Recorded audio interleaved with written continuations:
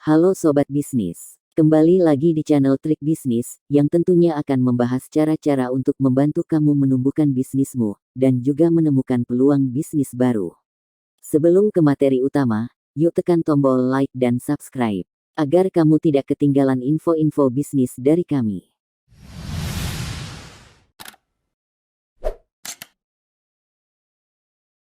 Mengenal 6 psikologi marketing. Ketika membicarakan teknik marketing, maka kita akan membicarakan teknik melakukan persuasi terhadap seseorang supaya ia mau membeli produk darimu.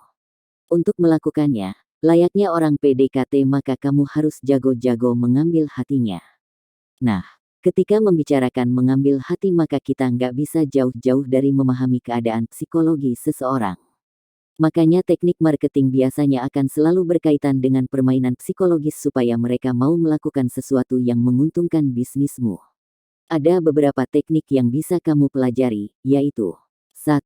Konsep timbal balik untuk menyenangkan konsumen. Konsep ini dikenalkan oleh Dr. Robert Cialdini, seorang psikolog dan profesor serta penulis buku.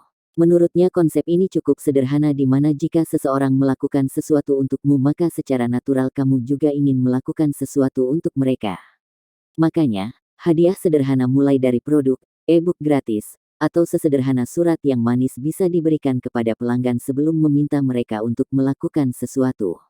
2. Menggunakan teknik foot in the door. Inti dari metode ini adalah meminta seseorang untuk melakukan sesuatu yang sepele. Jika mereka mau memenuhi permintaan kecil ini maka biasanya mereka akan mau mengikuti saran yang lebih besar. Hal ini mereka lakukan karena merasa harus mengikuti setelah melakukan interaksi dan mereka akan merasa berutang jika tak mengikuti permintaan selanjutnya. Contoh umum hal ini misalnya alih-alih langsung minta teman untuk menjaga rumah selama kamu pergi, maka kamu bisa memintanya dulu untuk datang dan mengatakan bahwa kamu akan pergi sebentar. Dalam bisnis contohnya meminta pelanggan untuk mendaftar sesuatu atau mengikuti webinar secara gratis lalu meminta untuk melakukan transaksi berbayar setelahnya. 3. Warna juga bisa dijadikan sebuah senjata untuk menyentil psikologi seseorang. Mungkin kamu sudah sering mendengarkan bahwa warna akan memengaruhi suasana hati dan sebagainya, ternyata hal ini juga berlaku dalam sebuah bisnis lo. Seseorang dapat mengubah pemikiran terhadap sebuah produk karena warna itu sendiri. Kamu bisa mulai mempelajari warna apa yang memberikan kesan tertentu untuk ditaruh di logo, produk, bahkan unggahan promosi di media sosial agar pas dengan tujuan yang ingin kamu capai. 4. Memberikan kesan urgensi. Salah satu teknik yang jarang gagal walaupun mungkin sudah sering diterapkan adalah menggunakan metode kelangkaan dan meningkatkan urgensi untuk segera memiliki. Biasanya selain mengatakan jumlah yang terbatas, penggunaan batasan waktu juga bisa dilakukan. Misalnya jika diterapkan ke kalimat, dapatkan penawaran khusus hari ini. Dengan kalimat tersebut, maka orang yang melihat akan memiliki urgensi untuk membeli saat itu juga agar tak melewatkan penawaran yang dibuat. 5. Terlalu banyak pilihan dapat membingungkan pembeli sehingga tidak jadi membeli.